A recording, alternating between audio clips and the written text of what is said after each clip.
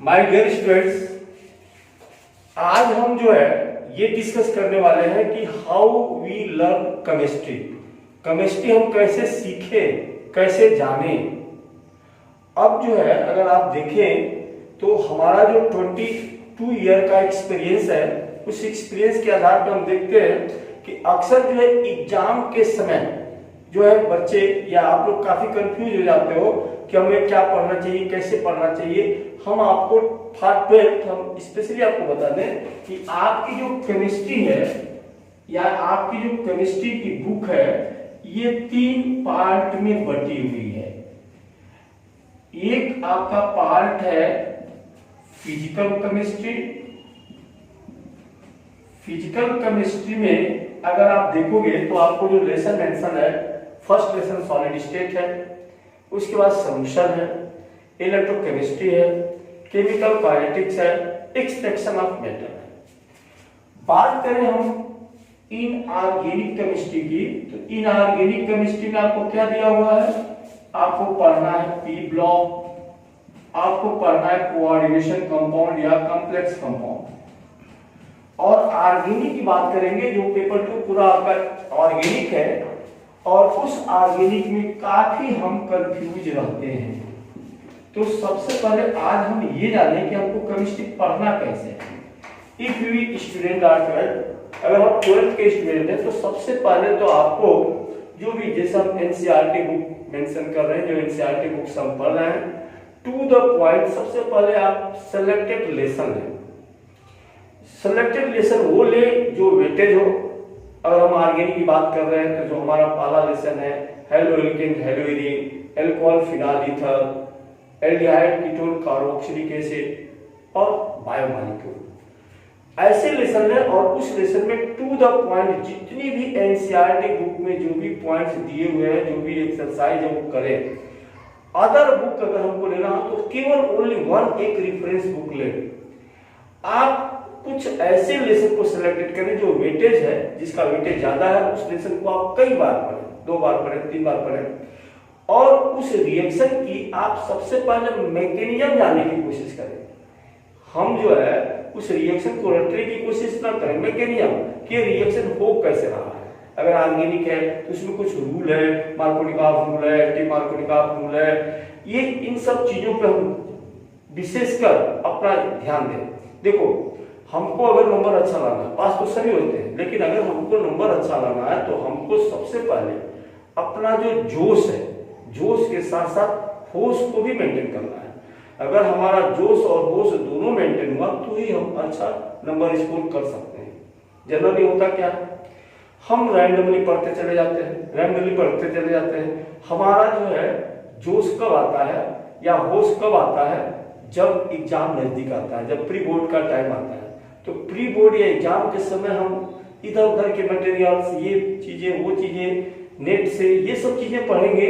और याद रखो कि कोई भी चीज अगर हम पढ़ेंगे तो केमिस्ट्री ऐसी चीज है कि कम से कम एक ही चीज को आपको स्टेप टू स्टेप पढ़ना है। आपने पढ़ा, फिर 15 दिन बाद 30 दिन बाद उसका रिवाइज करेंगे, रिविजन करेंगे, और इस तरीके से जब आप चलेंगे तो आपका कंसेप्ट क्लियर होगा। और आपको कंसेप्ट जब आप क्लियर होंगे तो आप केमिस्ट्री में अच्छे स्कोर कर सकेंगे। पर्टिकुलर अगर हम फिजिकल की बात करेंगे तो सॉलिड स्टेट है या सॉल्यूशन है या इलेक्ट्रोकेमिस्ट्री है, यहाँ पे हम ज्यादातर फोकस जो भी न्यूमेरिकल्स है, न्यूमेरिकल पे फोकस देंगे।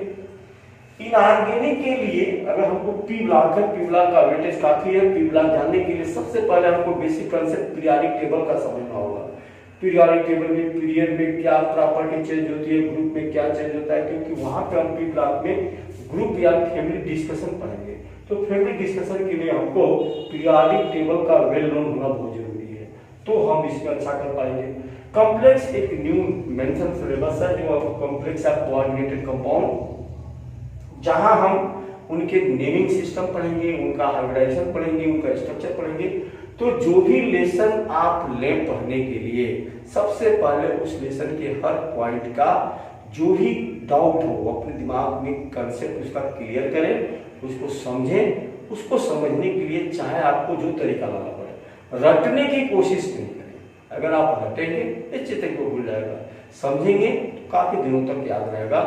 और जो भी लेसन को सिलेक्ट करें, कुछ ऐसे लेसन सिलेक्ट करें जिसके ऊपर थारोली आप नॉलेज रखें और बाकी रैंडम पढ़ लें। लेकिन आप सबसे पहले एनसीईआरटी सिलेबस को मेंशन करें, उसके पीछे जितने एक्सरसाइज है वो करें।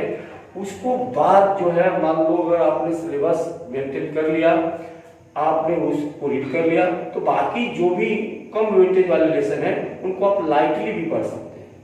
ठीक है, तो आज हम जो है ये देखेंगे कि केमिस्ट्री में हम कैसे स्कोर करें। तो स्कोर करने के लिए सबसे बढ़िया तरीका ये है कि आप सबसे पहले अपना बेसिक कॉन्सेप्ट क्लियर करें। बेसिक कॉन्सेप्ट मान लो अगर हम पढ़ रहे हैं कॉम्प्लेक्स कंपाउंड, कोऑर्डिनेशन कंपाउंड, हमको हाइब्रिडेशन ही नहीं आना है, तो जो पॉइंट ऐसे हैं जिनके ऊपर हमारा कॉन्सेप्ट क्लियर होना चाहिए, तो 4-5 ऐसे पॉइंट है जैसे हाइब्रिडेशन कॉन्सेप्ट हमारा क्लियर होना चाहिए, पीरियोडिक टेबल का वेल कॉन्सेप्ट होना चाहिए, कहाँ ऑक्सीडेशन हो रहा है, कहाँ रिडक्शन हो रहा है, क्या ऑक्सीडाइजिंग एजेंट कहलाता है, क्या रिड्यूसिंग एजेंट कहलाता है, इलेक्ट्रोफाइल किसे कहते हैं, न्यूक्लियोफाइल किसे कहते हैं, कार्बोनियम आयन क्या है, कार्बन आयन क्या है, इंडक्टिव इफेक्ट क्या है, रेजोनेंस इफेक्ट क्या है। तो कुछ ऐसे पॉइंट्स हैं कि इन पॉइंट को सबसे पहले आप रीड करें, जो कि आप भूल चुके हैं। ये सब पॉइंट 11th में आपको मिल जाएंगे। अगर आपको 12th की केमिस्ट्री को अच्छे स्कोर करना है तो आपको इन सब पॉइंटों का जानना बहुत जरूरी है। और जब इन पॉइंटों को जब जानेंगे और उस थ्रू आउट सिलेबस को पढ़ेंगे और देखेंगे कि आपका जो है कंसेप्ट क्लियर हो रहा है, और जब तक हमारा कंसेप्ट क्लियर ना हो, किसी भी टॉपिक पे अगर कंसेप्ट क्लियर नहीं होगा तो निश्चित है कोई चीज आपको भूलेगी और आप उस पर अच्छे परफॉर्म नहीं कर पाएंगे। सवाल है कि कौन सी किताब पढ़ें, तो जो आपका एनसीईआरटी सिलेबस है आप एनसीईआरटी बुक को फॉलो करें। और साइड में अगर आपको अच्छा नॉलेज लेना है तो एक रेफरेंस बुक जो एबीसी केमिस्ट्री है काफी अच्छी है, आप उसको प्रिफर करें।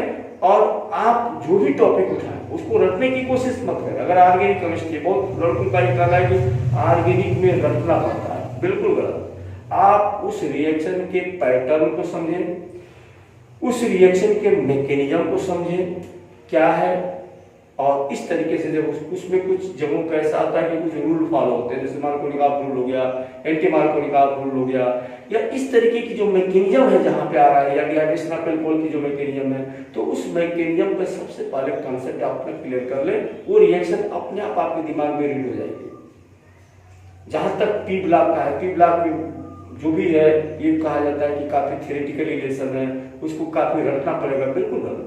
आपको अगर पीरियोडिक टेबल का कांसेप्ट क्लियर है, फैमिली डिस्कशन कैसे होता है, एटॉमिक साइज कैसे इंक्रीज करती है, कैसे डिक्रीज करती है, इलेक्ट्रोनेगेटिविटी क्या होती है, आयोनाइजेशन पोटेंशियल क्या होता है, एटॉमिक रेडियस, एटॉमिक साइज क्या होता है, तो जनरल अगर फैमिली डिस्कशन अगर आप कर लेते हैं तो निश्चित है कि वो लेसन आपके लिए काफी इजी हो जाएगा।